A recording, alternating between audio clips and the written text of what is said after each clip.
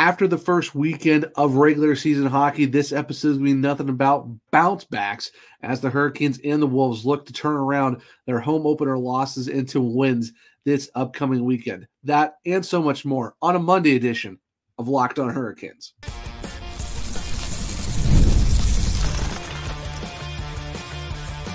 You're Locked On Hurricanes, your daily podcast on the Carolina Hurricanes.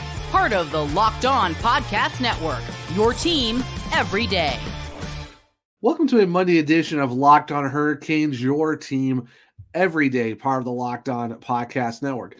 Thank you to the everydayer for making their first listen of the day, Monday through Friday, talking everything about your Carolina Hurricanes and also weekly your Chicago Wolves. I'm your host, Zach Martin. I'm the Carolina Hurricanes credential beat writer over at the Hockey Writers. I'm also going to be starting a Chicago Wolves column here very soon called Wolves Weekly. I am the co-host of the Searchcast. There's a weekly Carolina Hurricanes podcast, along with all my duties here at Locked On Hurricanes. Got a show for you guys today on a Monday edition as we get to get my initial thoughts on the Carolina Hurricanes opener as it was played on Friday night and having the weekend to travel back from California. So been kind of digesting the game overall and ready to give my thoughts on that game. And also we get to hear from Rod Brind'Amour post-practice on Sunday, learning back from what he saw from the team on Sunday and how they should be getting ready for the New Jersey Devils on Tuesday night for their second game of the season. And then we get to go over the Chicago Wolves, the last part of the show, and looking at their home opener loss against the Milwaukee Admirals at Allstate Arena on Saturday night. Get to hear from Ryan Suzuki and also head coach Cam Abbott. But before we get into all of that, today's episode is brought to you by FanDuel. Place your first $5 bet and you'll get started with $200 in bonus bets guaranteed. Visit FanDuel.com to get started. So we are going to kick off the show with the Carolina Hurricanes for the first two segments, and then we're going to have a Wolves kind of segment towards the end. I'm going to try to do that probably more so on Monday episodes. It's going to be more like a weekend recap, talking about the Carolina Hurricanes, how they did, and also talk about the Chicago Wolves since the Wolves mainly play on the weekend. So Monday's episodes this year, we're going to try to do a little bit of a Carolina Hurricanes heavy for the first couple of parts of the show, and then we're going to do some Wolves stuff to kind of end the show as well. So we're going to try to play that by ear, try some new formats as the season goes along. So let me know what you guys think about that at the end of the episode. Do you like having a lot of Hurricanes talk at the beginning, then kind of having a Wolves update? Because I know a lot of people are still very excited for our prospects, and want to try to do some, AHL wrap-up stuff as well in terms of the podcast. But we are going to start with the Carolina Hurricanes in our home opener, and unfortunately, it did not go their way on Friday night as the Hurricanes opened their season against the Tampa Bay Lightning and did end, unfortunately, in a 4-1 loss. Of course, score doesn't really reflect how the game actually went, as it was technically a 2-1 game, but Nikita Kucherov got two empty netters to give himself a natural hat trick, and that's how the Bolts won the game 4-1.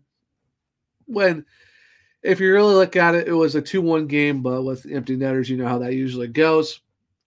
But all in all, for the Hurricanes, they did score the first goal of the game thanks to Jordan Staal. You love to see that. And then pretty much from then on, it just seemed like it was an uphill battle for the Canes for the most part. In terms of, shots on goal, Tampa Bay did lead 23-21. The Hurricanes did outshoot them 11-4 in the second period, but it just seemed like Tampa was really just keeping the Hurricanes on their heels. But the good thing you love to see is the fact that the Hurricanes did win 50% of the faceoffs. Was kind of right up there with them in the hits, blocked shots, 19 for Tampa, 11 for the Hurricanes. But the main thing, and if you remember what I said on the preview show from Friday's episode of the podcast, is that you have to stay out of the box because with Tampa and how it's gone against them, their power plays always burn the Hurricanes, and unfortunately it did so just that, as the two goals that they, two of their four goals were on the power play. They went 2 for 6, finishing with a 33.3%. And then the Hurricanes did have 4 power plays of themselves, but had 0 goals. So overall, when you look at it, it just wasn't a great night for the special teams.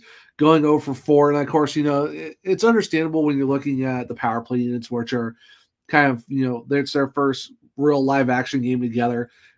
It's one thing to go through preseason and see how it goes, but then of course you get into real games where it actually counts. How does that work out? And of course, you're going to get some growing pains early on, especially with a bunch of new faces on the team. So just unfortunately for the Hurricanes, it just did not work out in their favor, where they went 0 for 4. And then on the penalty kill units, yes, they did give up 2, but they did go 4 for 6. But it's still not really what you want to see, where it's kind of special teams kind of dictated the game. And that's something, like I said, that you really can't let Tampa's power play units do their job. And of course, that's just exactly what happened. And then of course, as Rod said after the game, they got Kucherov.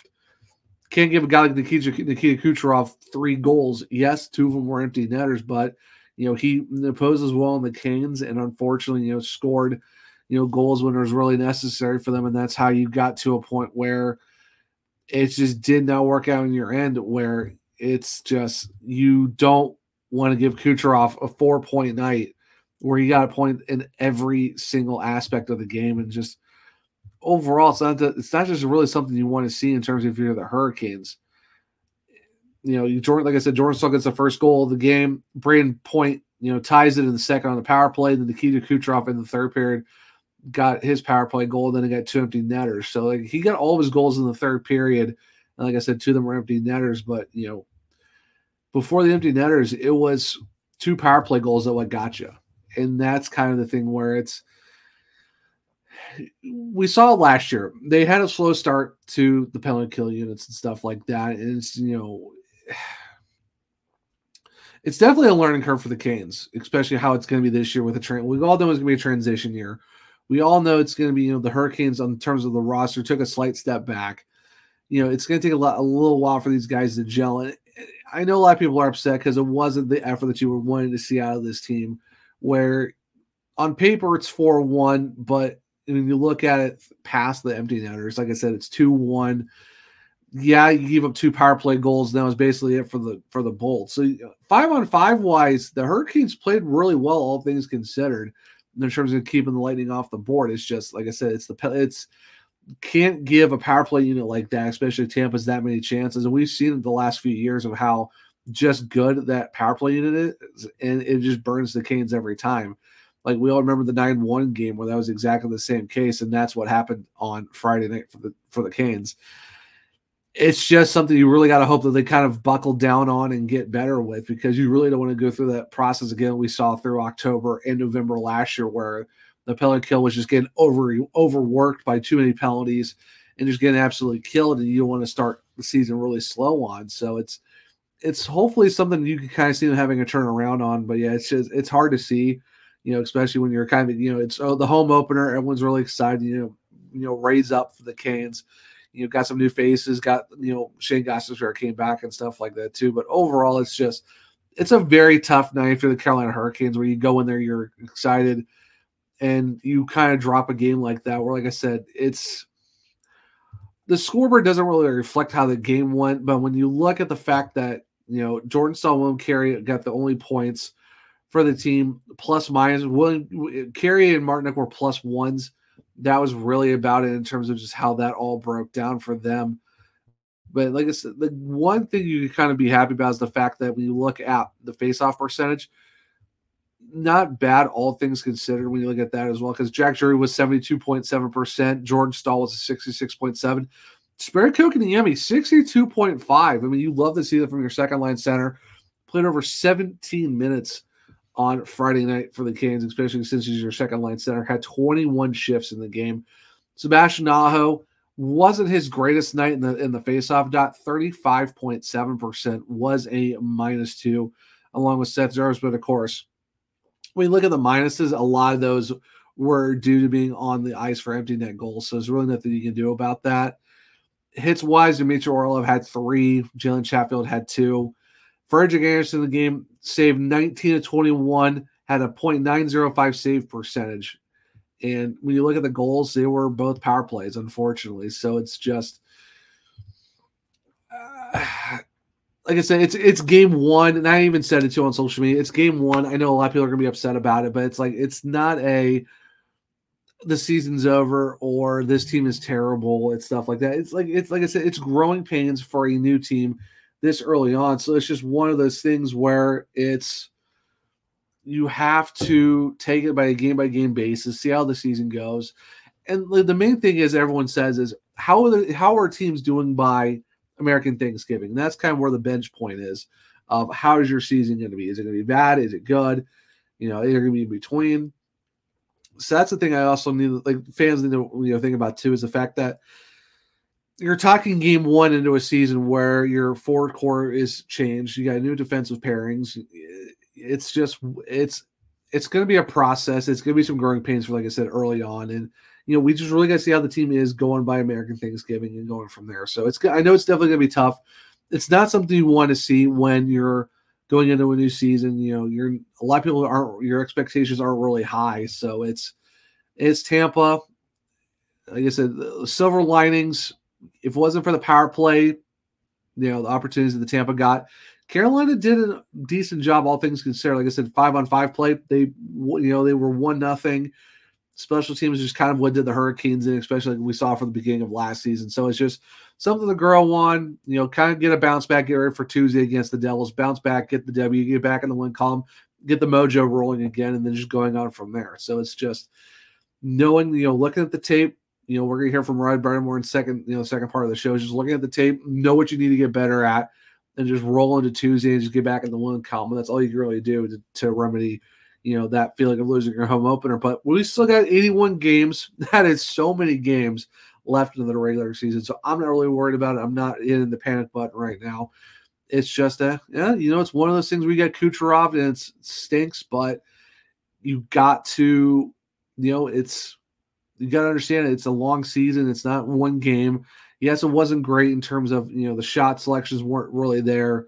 The power play kind of stalled out. We were going 0 for 4. And, the penalty kill did go 4 for 6, but unfortunately, it was the 2 power play goals that did him in before the empty netters. But it's just a learning process. Got see what you did wrong, flush it down the toilet, get ready for Tuesday against New Jersey. So that's all you can really do. But make sure to stick around as in the second segment, we're going to listen to Rod Brind'Amour's post-Sunday practice comments, getting what his thoughts were from the game and how the guys need to get ready for Tuesday against New Jersey. So stick around as we'll listen and discuss about that here in a second on a Monday edition of Locked On Hurricanes. Guys, you ever feel like you need a little boost in the bedroom? It's time for you to stop worrying about your performance and get Hims so you can feel confident knowing you can get hard and stay hard whenever you're in the mood. Hims is changing men's healthcare, providing you with the access to affordable sexual health treatments from the comfort of your couch. The process is 100% online, so there's no need for uncomfortable doctor's visits. And the good thing, too, is no insurance is needed, and one low price covers everything from treatments to ongoing care. Start your free online visit today at hims.com/lockedon. That's HIMS.com/lockedon for your personalized ED treatment options. Once again, that's hims.com/lockedon. Welcome back to segment 2 of Locked On Hurricanes, your team every day.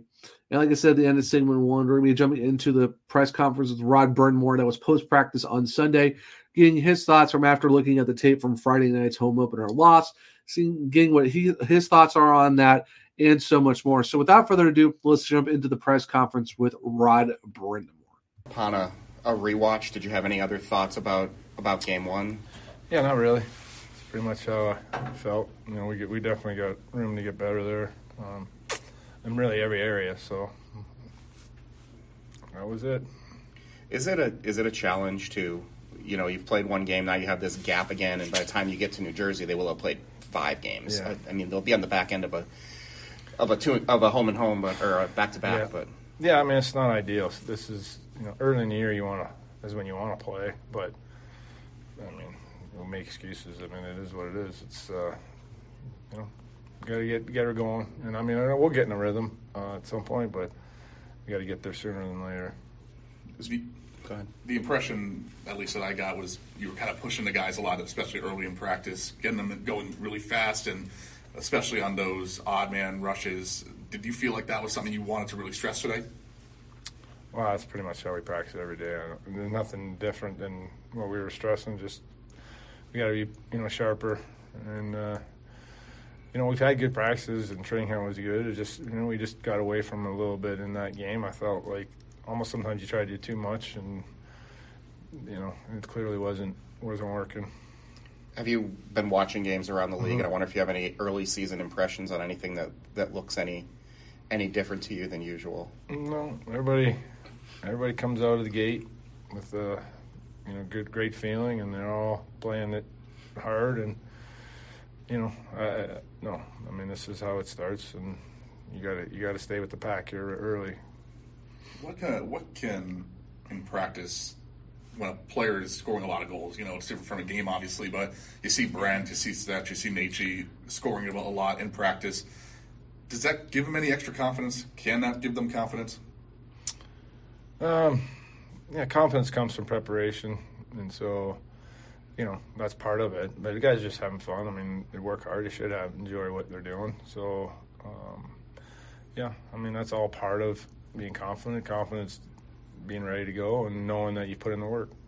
Big thank you to Rod Brind'Amour of the Carolina Hurricanes. And when you look at and hear from what Rod said, it's one of those things where the Hurricanes got away from their game early. It just seemed like the forechecking wasn't really 100%. Power play kind of just didn't really manage to what you thought it could do, and that's where you see, maybe a little bit of a harder practice than usual. And the scheduling too doesn't really help with the Hurricanes. The fact that of course, with the devastation going on in Florida, definitely saying thoughts and prayers to everyone who got affected by Hurricane Milton. And it's just, you lose your back-to-back to start the season. Now you play one game on Friday, then you have a long break until Tuesday against New Jersey, and you wait for almost a week just to get to your home opener, and then you got to wait another 3 or 4 days just to get to your second game. And New Jersey's already played 5 going into that one, so it's definitely gonna be a different. It's going to be an interesting situation where you already got a team that's kind of hit the ground running early, and now you're going to your second game. And of course, like Rod said, you really can't use excuses, but it's definitely something where you really got to hope that your practices give your guys confidence to get ready, and hopefully the preparation works out. So it's just you're in a, like I said, you're not in do or die straits right now. It's not do or die time. It's not, it's something you don't really want to hit the panic button on. Of course, you, like Rod said, you want to stay at the front of the pack, and you don't want to start falling off really quick. And you're looking at 4 or 5 games in, and you got maybe 1 or 2 points, and you got a lot of other teams that are way ahead of you and stuff like that. So it's definitely where you really need that bounce back game on Tuesday, and you want to make sure that you can kind of find your way to get back into the win column and stick with the initial group, because like I said, the last thing you want to do is fall so far behind that you're really having to play so much catch up and hoping other teams beat the guys ahead of you and stuff like that. So it's Tuesday's game. It's definitely going to be a huge one. Of course, it's a division rival. It's New Jersey, and those games are always tough against the two teams. But it's a must win. But it's definitely one of those games where you really need to see some bounce back performances, and seeing a complete 60-game performance out of the guys. Yeah, like I said, you win 1-0, and you lead 1-0 after the first, going into the first game and stuff like that. But then you kind of drop, give up the next 4. So it's definitely going to be a game where you really hoping that the things kind of you bounce back from the mistakes you made. And Rod said, like, after the game Friday, like, he doesn't know that game was just, he didn't know what he was watching. It just seemed like the Hurricanes really lost what they're supposed to be focusing on. You hate to see that first game in, but that's the one good thing too. It's the first game of the season. You always find ways to bounce back and right the ship. And I think that's what the Hurricanes really need to do going into game 2 against New Jersey. And that's just, like I said, it's a long season. It's not one where you're having to really panic early on. But now if this continues on into like November, by American Thanksgiving, or you're going into December and you're like, okay, this is really tough. Like you're, say, 5th or 6th, let's say you're 5th in the division, you're at least like 4 or 5 points out, or however many points out you are, you're kind of just middle of the road packing it. Yeah, then that's when you start getting worried, because before long, you got the trade deadline and stuff like that. Of course, there's no All-Star game, but it's the Four Nations. You really don't want to put yourself into a situation where you have the Four Nations break and you're, kind of stuck in no man's land of the middle of the division or the conference. So that's kind of where it's like these games, it's where you want to kind of set your footing early, and that's what the Hurricanes really need to do, because you don't want to fall behind quick, but it's a good area to like have your like kick in the teeth, punch in the face moments now early in the season rather than later, and then it's kind of like, okay, now you're in a bad spot, getting it at the wrong time right before the playoffs. So like I said, it's the first game. You just got to take it at the great, you got to take it, on the chin, understanding, it was a tough game.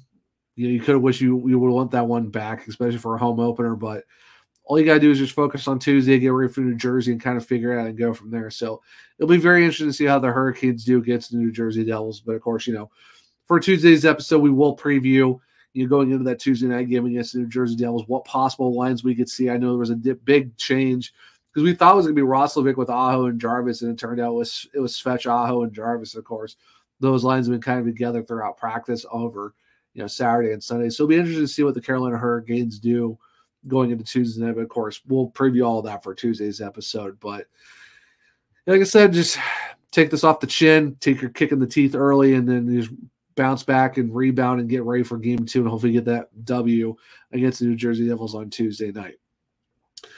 So that's enough for the Carolina Hurricanes talk. We are going to switch gears to the Chicago Wolves and look at their Saturday home opener against the Milwaukee Admirals. We get to, get the thoughts from Ryan Suzuki on getting the first goal of the season, and also hear from Cam Abbott as well. So stick around as we'll go into Chicago Wolves talk here on a Monday edition of Locked On Hurricanes. Hey, NFL fans, you can start the season with a big return on FanDuel, America's #1 sportsbook. So you get a hunch in the middle of the game, you can check out the latest stats with view, live play-by-play, and so much more on the same page where you place your bets. You'll get started with $200 in bonus bets guaranteed when you place your first $5 bet. Where can you do that? Well, you can do that at FanDuel.com. Welcome back to segment 3 of Locked On Hurricanes, your team every day. And now we get to kind of switch gears over to the Chicago Wolves as they had their home opener on Saturday night against the Milwaukee Admirals. And unfortunately, just like the Carolina Hurricanes game, the Wolves do fall 4-1 to the Admirals. But there was a bright spot, though, that it was Ryan Suzuki and the fact that he scored the first goal of the season for the Chicago Wolves. And, of course, this came after, the Admirals went up 2-0 early after Joakim Kamel scored in the first period, and, of course, Cal O'Reilly in the second.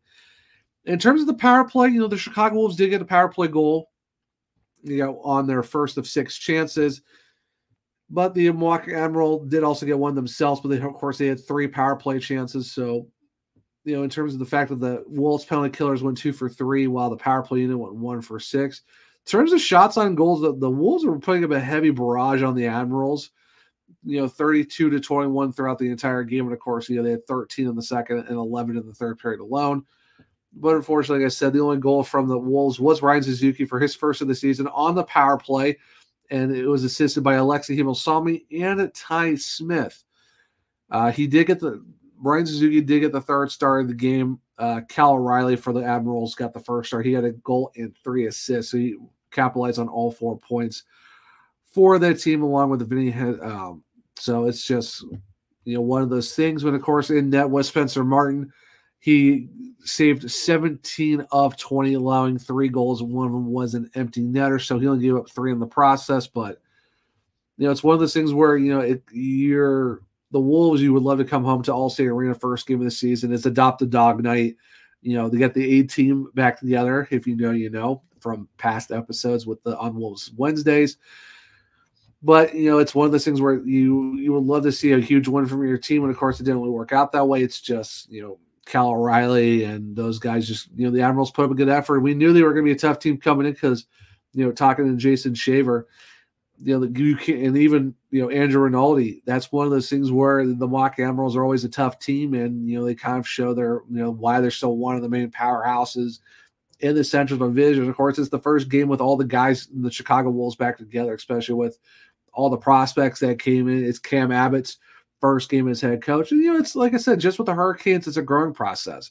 You're trying to figure out your power play units. You got to try to figure out how the tempo of the team is going to be and stuff like that, how all the guys are working out together. Because if you really think about it, after the cuts on Sunday and all the roster changes throughout the week, it was really the first week that all the Wolves, the main roster, were kind of put together and going through practice. So, yeah, it's a really tough window when you're going from AHL camp to AHL camp, and your first game is Saturday. So, yeah, you would love to get a win that night, but it is what it is, all things considered. Like I said, the bright spot was that Ryan Suzuki scored a goal, and, you're kind of hoping that he finally gets that bounce back and has that year where he stays healthy and shows why he was a first round pick.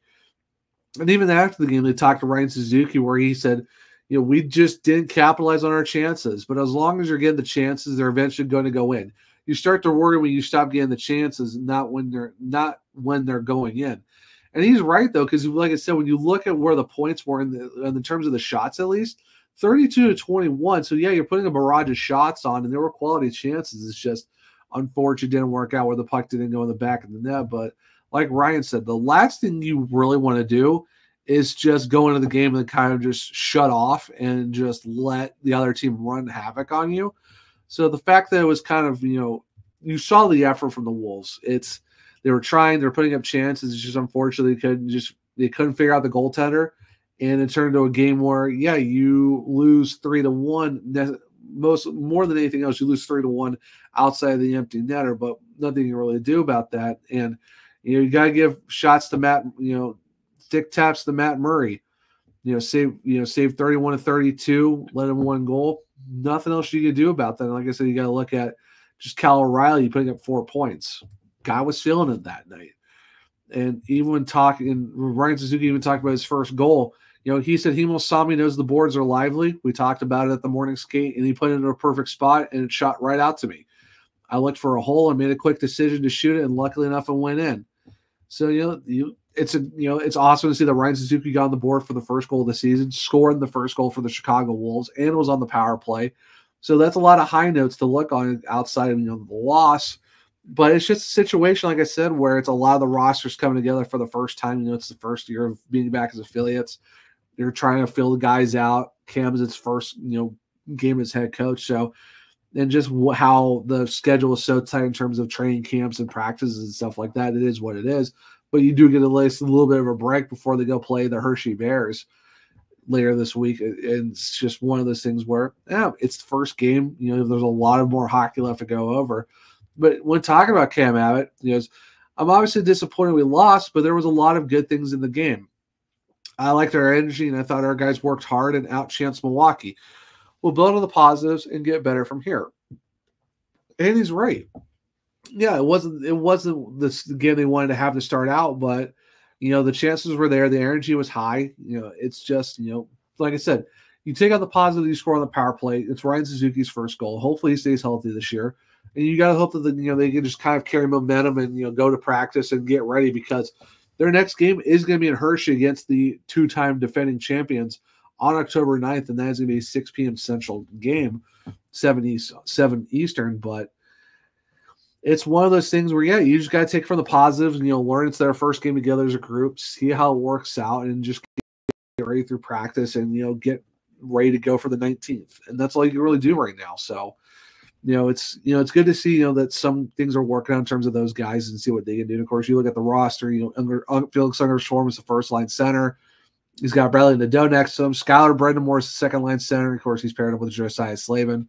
You're kind of seeing how the defenses work out too, because you got Ronan Seeley with Scott Morrow. That's a great top defensive pair. So I'm really excited to see what they can do. And yeah, tough first game. You don't want to lose 4-1, but like I said, this whole episode is about learning from how your home opener went, and just have a bounce back and see how the second game goes. So, lucky for the Canes, they don't got to wait much longer as they have a game on Tuesday night. For the Wolves, they got to wait a little bit longer as their next game's on Saturday. And like I said, it's on the road. It's at Hershey. It's against the 2-time defending Calder Cup champions. So it'll be very interesting to see how that works out. But like I said, it's the first game for both of these guys. A lot of growing pains, a lot of process to go through, but I definitely think we'll definitely see some first wins of the seasons for the Canes and the Wolves here very, very soon. But it's just good to be back to talk about actual games rather than just preseason games and speculation of what rosters are going to look like, what lines are going to look like.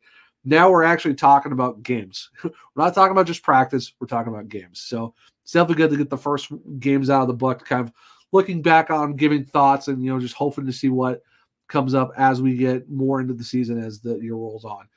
But in the comments, let me know, how do you feel about the doing this kind of format from the Monday shows of very Hurricanes heavy for the first two parts of the show, and then kind of rolling it out with the Chicago Wolves, kind of do like a weekly, like a weekend recap for the AHL team as well. So let me know what you think about that in the comments below.